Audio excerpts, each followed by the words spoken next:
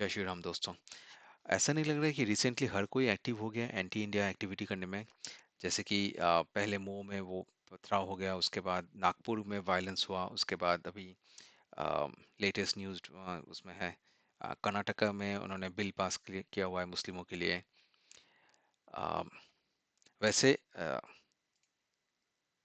Nagpur violence का ये एक छोटा सा अपडेट ये है कि किसी ने पीएल फाइल किया हुआ है। उनका नाम है केतन तिरोदकर। उन्होंने एक मुंबई हाई कोर्ट में एक पीएल फाइल किया हुआ है इस पे कि औरंगजेब का जो टॉम है उसको हटा देना चाहिए। तो अभी होगा इसके ऊपर, अभी एक के ऊपर एक आएंगे इस पे। केसेस चलेंगे बहुत दिनों तक, देखते क्या होता है, देखते कितना जाता है ये, देखते गवर्नमेंट क्या कर सकते हैं इसमें। गवर्नमेंट तो वैसे बीजेपी का है, अब डिपेंड करता है कि बीजेपी गवर्नमेंट क्या एक्शन लेता है उस पर। फहीम खान जो ये नागपुर वायलेंस का जो मास्टरमाइंड तो नहीं बोल सकते क्योंकि मास्टरमाइंड तो कहीं और से आया होगा ये ऑब्वियसली। जो थोड़ा सा हेड था, जिसने मतलब ये सब एक्टिविटी उन्होंने वो किया था, तो उस बंदे को पुलिस ने बुक कर लिया हुआ है, पुलिस ने अपने हिरासत में ले लिया है। अब देखते हैं उसके साथ क्या होता है, आगे देखते हैं। कोई नया न्यूज़ अभी तक आया नहीं है पर आएगा रिसेंटली, जल्दी आने वाला है कुछ न्यूज़। तो ये एक छोटा सा डिबेट शुरू हो चुका था इनके ऊपर, फैज़ मोहम्मद फैज़ उनके साथ, और वॉक एक्ट के ऊपर। तो ये थोड़ा सा इंटरेस्टिंग एक वीडियो है, चलो इसके देखते हैं पहले। लेकिन फैज भाई ने हाथ उठाया था। पहले फैज भाई आप बोल रहे, फिर सुधांशु जी आपके पास आते। बिस्मिल्लाहिर्रहमानिर्रहीम रब्बिश रहली सदरी व यसिरली अमरी वहलुल उक़दतन मिन निसानी यफ़क़हू क़ौली। भारत माता की जय। देखिए नविका जी, मैंने हाथ इसलिए उठाया क्योंकि जो मुद्दों पर चर्चा हो रही है उसमें मैं व्यक्तिगत रूप से जुड़ा हुआ हूं। पूरी दुनिया के 800 करोड़ लोगों में से मात्र 7,500 लोगों को निमंत्रण दिया गया था। 7,500 लोगों के पास व्यक्तिगत निमंत्रण देने जाया जाता तो कितना समय या कितना वर्ष लगता, ये आप जानते हैं टेक्निकली संभव नहीं है। मैं भी 7,500 में एक था। मेरे पास एक फोन कॉल आई थी कि आपको आना है और ये आपका नंबर है और ये आपका निमंत्रण है। तो मेरा ये डिबेट इस चीज टॉपिक पे हो रहा था कि ये जो बंदा है, पता नहीं एसपी का है ये, तो ये बोल रहा था कि हमें निमंत्रण नहीं आया इसलिए हम लोग राम मंदिर के प्रतिष्ठा उसमें गए नहीं हम लोग। मतलब निमंत्रण ना आने का बहाना दे रहे थे ये लोग कि हमारे पास निमंत्रण भेजा नहीं किसी ने। तो ये फैज़ मोहम्मद भाई साहब बोल रहे कि मेरे पास भी नहीं आया था, मेरे पास भी फ़ोन ही आया था, नंबर आया था उसमें से कि ये मेरा नंबर है, अब आ जाना इस पे। समहाउ ये आजकल रिसेंटली इनको बहुत एक्टिवली हम लोग देख रहे हैं इनको, मोहम्मद फैज़ मोहम्मद। पहले कभी मैंने देखा नहीं था इनको वैसे, पर बहुत लॉजिकल सा ही बोलते हैं ये, बहुत ऐसा कुछ इलॉजिकल कुछ बोलते नहीं है मोस्टली। अच्छा लगता है इनका वो सुन के, और समहाउ ये एंटी मुस्लिम जैसे ही बात करते हैं मोस्टली ये, शायद इसीलिए अच्छा लगता है मुझे।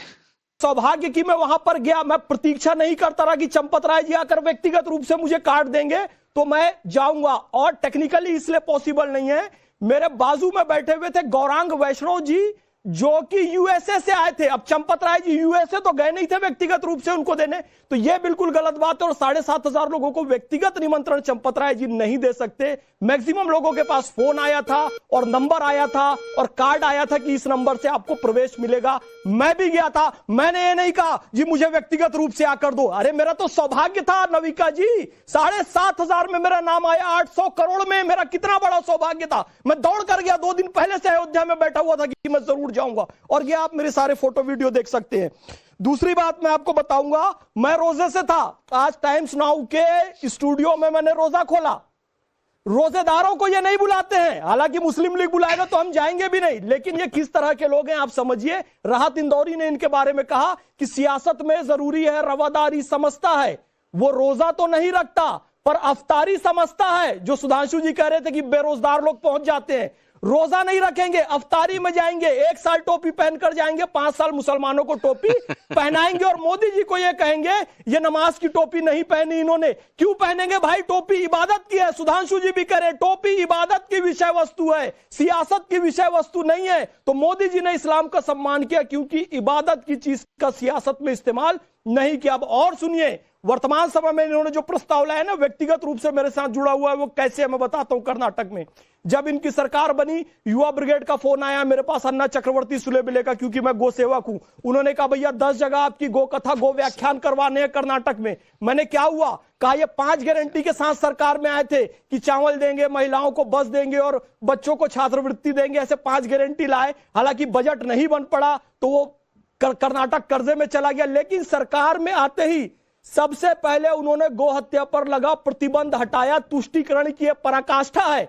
जिसके बारे में आज राष्ट्रवादी लोग कह रहे हैं कि तुष्टीकरण की पराकाष्ठा के तहत मुसलमानों का तुष्टीकरण करने के लिए गो हत्या पर लगा प्रतिबंध हटाया, जो पूर्व सरकार द्वारा लगाया गया था। बड़ी बात कह रहे हैं।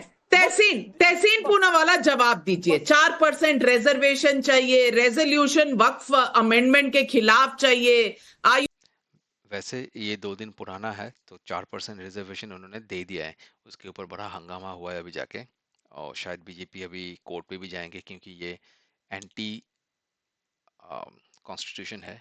संविधान में ऐसा कुछ है नहीं कि आप धर्म के नाम पे रिजर्वेशन दे सकते हो, पर उन्होंने बिल पास कर लिया क्योंकि उनका मेजोरिटी है वहाँ पे कर्नाटक में। मुझे यही नहीं समझ में आता है कि ये हिंदू वोट इतना डिवाइडेड क्यों होता है हमेशा। मतलब कर्नाटक में कांग्रेस को वोट मिल कैसे सकता है, मतलब जीत कैसे सकता है वो। यूएमएल के साथ इफ्तारी करना चाहिए, राम मंदिर के पास जाना नहीं है, सनातन को कहना है ये डेंगू मलेरिया है। ये कौन सी पार्टी है ये कांग्रेस पार्टी? ये सिर्फ एक धर्म की पार्टी और कहती है अपने आप को सेक्युलर। नाविका जी, अव्वल तो आपके शो में मुझे शिरकत करने का मौका मिला, मैं आपका बहुत बहुत शुक्रगुजार हूँ। दूसरी चीज, रोजा मैंने भी रखा था, मैं नवरात्रों में व्रत भी रखता हूँ, गणेश जी का भी व्रत रखता हूँ। मैं उम्मीद करता हूँ नाविका जी कि जब कोई भी रोजेदार हो वो झूठ ना बोले नाविका जी, और झूठ बोले तो उसको फैक्ट चेक किया जाए। ये एक डेफेमेटरी मामला है, चैनल की जिम्मेदारी लेता कि नहीं वो आप देखिए। कांग्रेस की कर्नाटका की सरकार ने गौ हत्या पे कोई भी कानून नहीं हटाया है। मैं ये बात बड़े जिम्मेदारी से कह रहा हूं, और बहुत मैं इसको रिपीट कर रहा हूं क्योंकि इससे कम्युनल वायलेंस बढ़ सकता है। उम्मीद है नाविका जी आप मुझे इंटरप्ट करते, आप इस चीज को क्लैरिफाई करें। मेरी रिसर्च टीम इसको चेक कर रही है। प्लीज फैज भाई ने कहा है, आपने काउंटर किया है, हम फैक्ट चेक कर रहे हैं। हम फैक्ट चेक कर रहे हैं। चैनल सही फैक्ट शीट जरूर रखेगा चैनल पर। Navika ji, thank you Navika ji, thank you Navika ji. ये इस तरह की बातें करना एक राष्ट्रीय चैनल पर आकर, जिसके कारण दंगे हो, इस तरह की बातें करना जिसके कारण पोलराइजेशन हो, इससे किसका फायदा होता है ये सब जानते हैं। आपका जो सवाल था, जहां तक सवाल है कि इफ्तारी में कोई भी जा सकता है, मैंने स्वयं इफ्तारी में काफी करता हूं, और उसमें सभी धर्म के लोग, सभी पार्टी के लोग आते हैं। मैं भंडारा भी करता हूं, सभी लोग आते हैं, सभी धर्म के लोग आते हैं। क्या भारत को इस चीज पे डिबेट करना चाहिए, हमें कानून पे डिबेट करना चाहिए? मैं कानून पे 4 चीज वक्फ के कानून पे बोलते अपनी बात समाप्त करता हूं। जो ये वक्फ अमेंडमेंट कानून लाया जा रहा है, मेरे हिसाब से, क्योंकि मैं कानून समझता हूं, ऑब्वियसली वो कोर्ट में जाएगा, वो आर्टिकल 25 के खिलाफ है, वो स्टेट्स के अधिकार के ऊपर वो प्रहार करता है। यह आपका सवाल वाजिब है कि पहले के कानून भी अगर प्रहार करते थे तो वो सूबे को अधिकार था कि वो कोर्ट जाए, वो नहीं गए। इस वक्त कोर्ट को सूबे को लगता है कि उनके अधिकार पर प्रहार होता है। और तीसरी चीज, मुझे नहीं लगता ये कानून इतने आसानी से पास होगा, क्योंकि नीतीश जी की सरकार और चंद्रबाबू नायडू जी की सरकार इसको समर्थन कर रही है या नहीं, चिराग पासवान जी कर रहे हैं या नहीं, और आरजेडी इसे कर रही है या नहीं। तो फिर आपने रेजोल्यूशन क्यों पास किया कर्नाटक में? आप बता दीजिए ना, क्योंकि कांग्रेस पार्टी ने सेंटर में कोई रेजोल्यूशन, बांग्लादेश में हिंदू मारे जा रहे थे, उनका दिल नहीं दुखा, और वहां योगी जी ने कहा बटेंगे तो कटेंगे, तो यहां कोहराम मच गया था कि भाई ये कैसे कह दिया। सुधांशु त्रिवेदी जी, ये नहीं जवाब दीजिएगा। आप कह रहे हैं ना कि हम हर धर्म की आस्था की आप स्वयं करते होंगे, लेकिन राहुल गांधी और सोनिया गांधी जो कांग्रेस पार्टी के इतने बड़े आला नेता हैं, उन्होंने किस तरह के लॉज पास किए हैं? सिर्फ मुस्लिम्स को रिजर्वेशन इन कॉन्ट्रैक्ट्स, ये रेजोल्यूशन पास करना, सुधांशु जी ये कौन सी प्रवृत्ति, कौन सी सोच दिखाता है? वकार साहब आ रही हूं आपके पास। सुधांशु जी देखिए, मैं रिवर्स ऑर्डर में जवाब देता हूं। हाँ, मैं पहली तहसीन पूनावाला जी से कह दूं, जो कर्नाटक की सरकार कर रही है वो सरासर संविधान विरोधी है। आप खुद वकील हैं, आपको पता है संविधान ये कहता है कि केंद्र सरकार के कानून के विरुद्ध राज्य सरकार नहीं जा सकती। यदि किसी भी परिस्थिति में केंद्र और राज्य के कानून में कोई विरोधाभास है तो केंद्र का कानून प्रिवेल करेगा, यानी संविधान खतरे में है। दूसरा, कॉन्स्टिट्यूशन में बहुत क्लियर कट लिखा है कि धार्मिक आधार पर आरक्षण नहीं दिया जा सकता। इस पे बाकायदा कॉन्स्टिट्यूएंट असेंबली की डिबेट्स अवेलेबल हैं, जिसमें डॉक्टर अंबेडकर ने भी यह विषय बहुत स्पष्ट रूप से सामने आया था। सरदार पटेल इसके खिलाफ से सब कुछ है, इसके बावजूद आपने धार्मिक आधार पे दिया। ये दोनों बातें सीधे सीधे संविधान के मूल ढांचे पर आघात है, और राहुल गांधी जी जो नाटक करते हैं निकाल के दिखा दिखा के संविधान की रक्षा के लिए, सबसे ज्यादा संविधान पे आघात उन्हीं की सरकारें कर रही। पॉइंट नंबर 2, आपने कहा कि उससे दंगा हो सकता है गाय काटने से, तो आपकी वो पार्टी है जिसके युवक कांग्रेस के नेता ने केरल में सड़क पर गाय काटकर बीफ पार्टी की थी। केरल कांग्रेस के नेता ने कितनी कार्रवाई की थी आपकी पार्टी ने? उठा के उसको अरेस्ट किया था क्या? नहीं, आपको उन चीजों से लाभ होता है।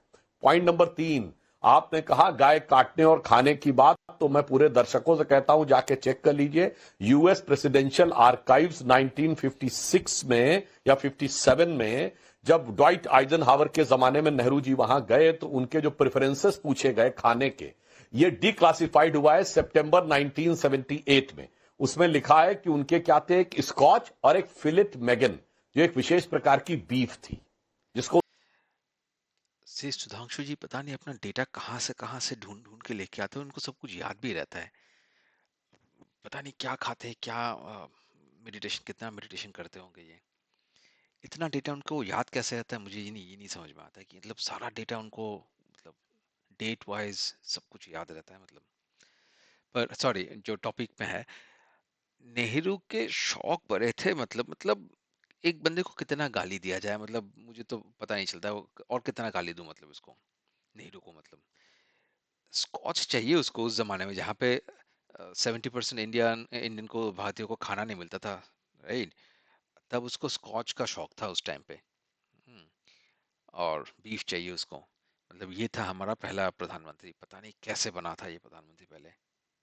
वैसे ऐसे बना था, हिस्ट्री अगर मैं थोड़ा 2 मिनट वो कर जाऊं, कि 15 लोगों को देना था वोटिंग, रीजनल सेंटर से, कांग्रेस के। 12 लोगों ने सरदार पटेल को वोट दिया था। 3 लोगों ने, शायद और एक थे, उनका नाम मुझे अब याद नहीं आ रहा है, उनको वोट दिया था। और नेहरू को किसी ने वोट नहीं दिया था। किसी ने नहीं वोट किया था नेहरू के फेवर में कि ये बनेगा हमारा पीएम या हमारा लीडर, क्योंकि जो लीडर बनेगा वही जाके पीएम बनने वाला था पहले आगे जाके। तो किसी ने भी, 15 में से किसी ने भी नेहरू को वोट नहीं दिया था। उसके बाद पता नहीं क्या हुआ, गांधी जी पहले मिले इनसे, जो 3 वोट जिनको मिला था, उनको जाके पता नहीं क्या कहा होगा गांधी जी ने। गांधी जी तो बोलना ही वो लगता है अभी, गाली जैसा लगता है मुझे अभी वैसा। तो क्या ही कहा होगा उसने, कि उसने अपना नाम हटा लिया उसके बाद। और साथ में ये भी बताया उन्होंने कि मेरे वाला जो है ये नेहरू को जा रहे हैं अभी, तो नेहरू को 3 वोट मिल गए अभी उसमें, मतलब दान में 3 वोट मिल गए। उसके बाद वो आई थिंक गए पटेल के पास, गांधी। पटेल जी को जाके वो बोलते, वही एक ही चीज बोले कि आप अपना नाम हटा लो।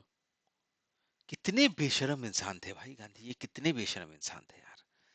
पता नहीं कहाँ से हमारे ऊपर आके गिरे, मतलब मुझे तो लगता है यार, ये मुगल और ब्रिटिश ने इंडिया को इतना पीछे नहीं धकेला जितना नेहरू और गांधी ने पीछे धकेला इंडिया को। क्योंकि जब मुगल और ब्रिटिश का टाइम था तब तो हमारे पास चांस ही नहीं था कुछ करने का, राइट? पर जब ये लोग चले गए, हमारे पास एक मौका था आगे जाने का, बहुत जल्दी आगे जा सकते थे। अभी नहीं जा रहे हम लोग, अभी 10 साल से नहीं जा पा रहे, 10-12 साल से, राइट? एक के बाद एक कुछ ना कुछ तो किए जा रहे हैं हम लोग। यहाँ पे रॉकेट भेज दिया, ये मिसाइल बेचना शुरू कर दिया, डिफेंस हमारा एक्सपोर्ट इंपोर्ट से हम लोग एक्सपोर्टर में बन गए डिफेंस के। तो ये 10 साल 12 साल में 10 साल में अगर ये कुछ इतना कुछ हो सकता था, तो ये कुछ, अगर आप सोचो, अगर 50 साल से चल रहा होता, या 75, कितना साल हो गया हमारा अभी उसका इंडिपेंडेंस का, राइट? तब से अगर शुरू हो चुका होता, कितना ही डिफरेंट कंट्री मिलता हमारा हमें, कितना ही अलग कंट्री होता हमारा ये। पर यही 60 साल इन्होंने इतना पीछे ढकेला, मतलब एक कंट्री को। सॉरी। तो उसके बाद पटेल को आई थिंक 2-3 बार बोलने के बाद पटेल ने भी साइन कर दिया कि हाँ मुझे भी नहीं चाहिए। तो वो वैसे जाके ये नेहरू हमारा हमारे मत्थे चढ़ा था, ये हम थोपा गया था हमारे ऊपर अ, गांधी द्वारा, और कुछ नहीं। उन्होंने खाया। ये बाकायदा डीक्लासिफाइड डॉक्यूमेंट है, विद सोर्स कोट कर रहा हूं, सितंबर 1978। इसलिए ये वाली बात कह के इतना वो नहीं होना चाहिए। अब मैं आगे की बात पे आता हूं जो भाटी जी ने बोली। क्या गजब का अहंकार है कि श्री राम लला विराजमान में तो तब जाएंगे जब व्यक्तिगत रूप से बुलाया जाएगा। अरे आपने गोलियां चलवाई थी, ऐलानिया कहा, उसके बाद बुलाया गया, और उसके बाद आपको लग रहा है। मैं कहना चाहता हूं इकबाल अंसारी चले गए जो मुख्य पैरोकार थे, आप नहीं गए, छोड़िए। मैं पूछना चाहता हूं क्या अखिलेश यादव जी को व्यक्तिगत रूप से बुलाने मुस्लिम लीग के अध्यक्ष आए थे? वो फोटो क्यों नहीं ट्वीट की? क्या व्यक्तिगत रूप से गए थे कार्ड देने के लिए? बताइए। गजब है साहब। मुस्लिम लीग तो ना आए तो चलेगा, पर रामलला में जब तक बुलाया नहीं जाएगा नहीं चलेगा। तो वही था। ये आगे भी मैं दूसरे एक वीडियो में इसको चलाऊंगा, इसके नेक्स्ट वाले पार्ट्स को। अब अब थोड़ा सा नेक्स्ट वीडियो पे मूव कर जाते हैं, क्योंकि वहाँ पे डिबेट इसके ऊपर हो रहा था कि कांग्रेस ने जो रिजर्वेशन 4% रिजर्वेशन कर्नाटक में लगा दिया है उन्होंने मुस्लिमों के लिए, वो कितना लीगल है, या उसके ऊपर अब क्या नेक्स्ट होगा। मतलब ये मतलब कैसा राजनीति शुरू हो चुका है मतलब इंडिया में, कि अब रिजर्वेशन कर करके हम लोग अभी अपीजमेंट करेंगे, तुष्टिकरण करेंगे हम लोग।